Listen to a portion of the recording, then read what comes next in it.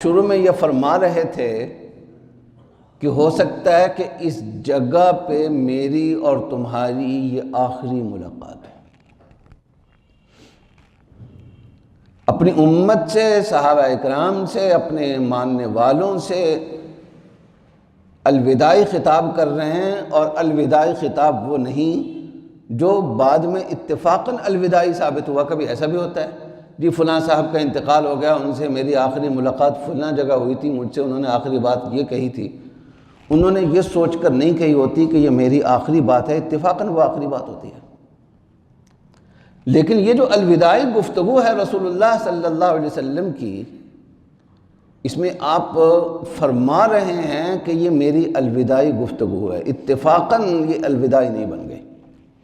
اس نقطہ نظر سے یہ بات ارشاد فرما رہے ہیں۔ آپ نے فرمایا کہ میں اس دنیا سے جا رہا ہوں، اللہ کی طرف سے بلانے والا کسی بھی وقت آ سکتا ہے۔ میں اگر اس دنیا میں تھا تو وہ بھی تمہارے لیے تھا، بالمؤمنین رؤوف الرحیم، سجدوں میں پڑھ پڑھ کر اپنی امت کے لیے دعائیں کی ہیں، اور اگر اس دنیا سے جاؤں گا تو وہ بھی تمہارے کام سے جاؤں گا۔ فرمایا کہ تمہارا پیش رو بن کر جاؤں گا، اس لیے جاؤں گا کہ اگلے جہان میں بھی تمہارے لیے کچھ کر سکوں۔ اور یہ فرمایا کہ انشاءاللہ ہماری اور تمہاری ملاقات حوض پر ہوگی۔ اس خطاب میں رسول اللہ صلی اللہ علیہ وسلم کا جو جملہ میں نے پہلے بھی نقل کیا تھا، اور اسی حوالے سے آج کی میں بات کو بڑھانا چاہتا ہوں۔ رسول اللہ صلی اللہ علیہ وسلم نے چلتے ہوئے آخری خطاب میں، الوداعی خطاب میں یہ فرمایا کہ میں تو تمہارا وہاں انتظار کر رہا ہوں گا، بڑے پیار سے، بڑی چاہت سے کہ میری امت آ رہی ہے، بس تم یہ خیال رکھنا کہ وہاں مجھے رسوا نہ کرنا۔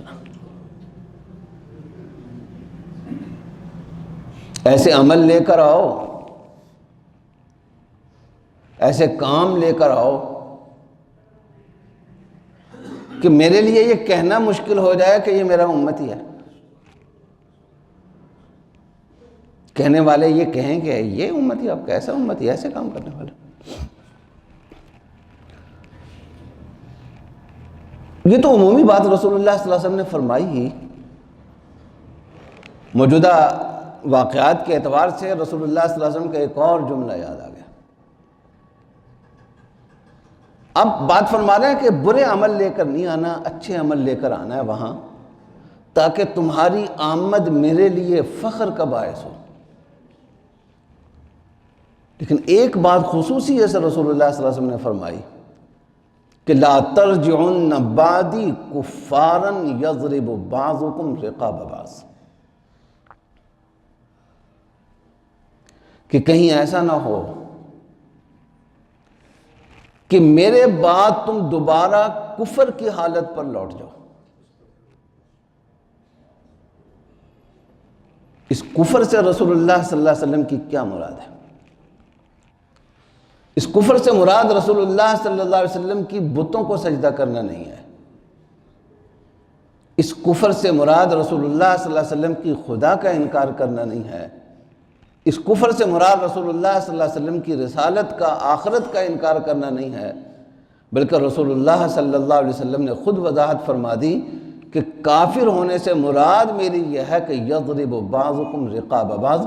تمہیں میں سے بعض لوگ بعض کی گردنیں اڑانے لگ جائیں، ایک دوسرے کی جانوں کے دشمن بن جائیں،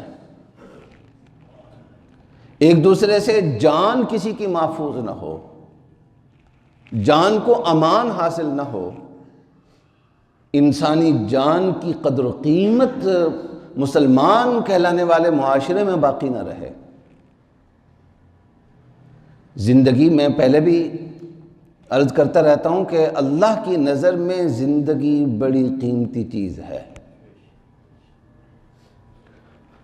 ایک درخت، اس میں بھی زندگی ہے، اس کو آپ انسان کی ضرورت کے لیے کاٹ سکتے ہیں، بغیر کسی مقصد کے کاٹنے کی اجازت نہیں ہے۔ رسول اللہ صلی اللہ علیہ وسلم نے فرمایا کہ اگر کسی نے کسی چڑیا کی جان لی، ایک چڑیا کی جان، ایک چڑیا کو مار دی، مقصد کوئی نہیں تھا، صرف مارنا ہی مقصود تھا، تماشا دیکھنا مقصود تھا کہ کیسے مرتی ہے چڑیا۔ فرمایا کہ جس نے ایک چڑیا کی جان لی، اللہ قیامت کے دن اس سے بھی پوچھیں گے۔ ایک چڑیا کی جان کی اتنی قیمت ہے، زندگی، اس میں بھی زندگی ہے۔ رسول اللہ صلی اللہ علیہ وسلم سے پوچھا گیا کہ اِنَّ لَنَا لَفِي الْبَهَائِمِ أَجْرًا، جانوروں کی زندگی بچانے میں بھی ہمیں کوئی اجر و ثواب ملتا ہے؟ رسول اللہ صلی اللہ علیہ وسلم نے فرمایا کہ فی کل ذاتی کبد رطب اجر، جس کا بھی تر کلیجہ ہے، یعنی جس میں بھی زندگی موجود ہے، اس کی زندگی کی ضروریات پوری کر دی، زندگی کو بچا لیا، تو اس میں اجر ہے۔ اور اتنا اجر ہے کہ ہم سب جانتے ہیں، رسول اللہ صلی اللہ علیہ وسلم نے پچھلی امتوں کے واقعات بیان فرمائے کہ کسی کتے کو پانی پلا کر اس کی جان بچا لی تو بخشش ہو گئی، کسی بلی کی جان بچا لی اس کی بخشش ہو گئی، کسی نے کسی بلی کو ایذا پہنچائی، اس کو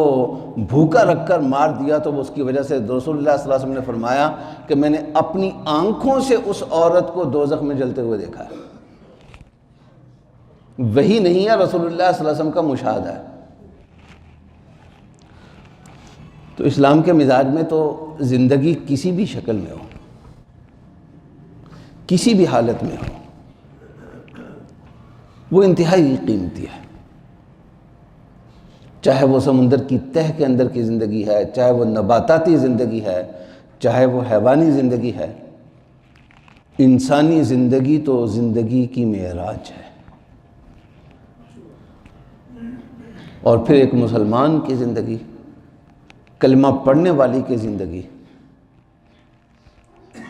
حضرت اسامہ بن زید رضی اللہ تعالیٰ عنہ، جو رسول اللہ صلی اللہ علیہ وسلم کے انتہائی چہیتے صحابی ہیں، ان کو حب رسول اللہ صلی اللہ علیہ وسلم کہا جاتا ہے، اور کئی حوالوں سے رسول اللہ صلی اللہ علیہ وسلم کو ان سے بہت زیادہ محبت تھی، اس کی وجوہات تھیں، کئی طرح سے رسول اللہ صلی اللہ علیہ وسلم کے ساتھ ان کے محبت کے رشتے جڑتے تھے۔ ایسے بھی ہوا کہ رسول اللہ صلی اللہ علیہ وسلم سے کوئی ایسی بات عرض کرنی ہے جس کی جرات کرنا مشکل ہے، آپ کے سامنے بات کرنا مشکل ہوگا۔ صحابہ نے سوچا کہ کس کو بھیجیں، کون یہ بات کر سکتا ہے؟ تو جو مشورہ کرنے والے تھے سب کا اتفاق ہوا کہ اس طرح کی بات رسول اللہ صلی اللہ علیہ وسلم سے کرنے کے لیے اگر کسی کو کہا جا سکتا ہے تو وہ اسامہ بن زید ہے۔ ان کو بھیجو، وہ رسول اللہ صلی اللہ علیہ وسلم سے بات کریں گے تو رسول اللہ صلی اللہ علیہ وسلم زیادہ پیار سے، زیادہ محبت سے اس کو سنیں گے۔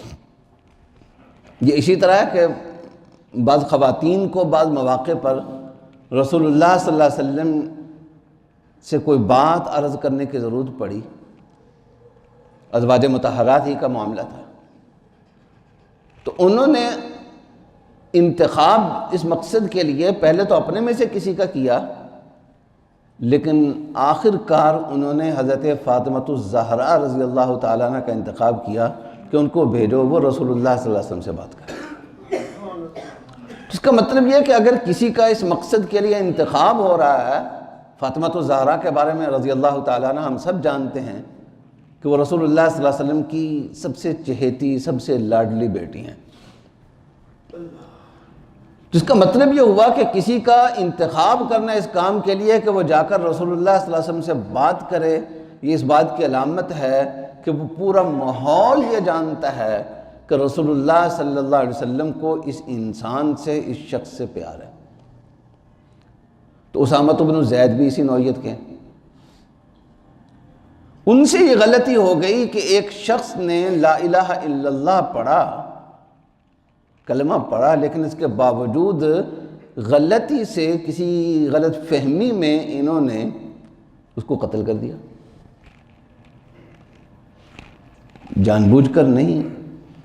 یعنی کوئی سوچنے میں فیصلہ کرنے میں کوئی غلطی ہو گئی۔ رسول اللہ صلی اللہ علیہ وسلم کا اس طرح کی صورتحال میں واضح حکم ان کے سامنے موجود نہیں تھا، اس لیے موقع پر جو سوچا اس کے مطابق آپ نے کر لیا۔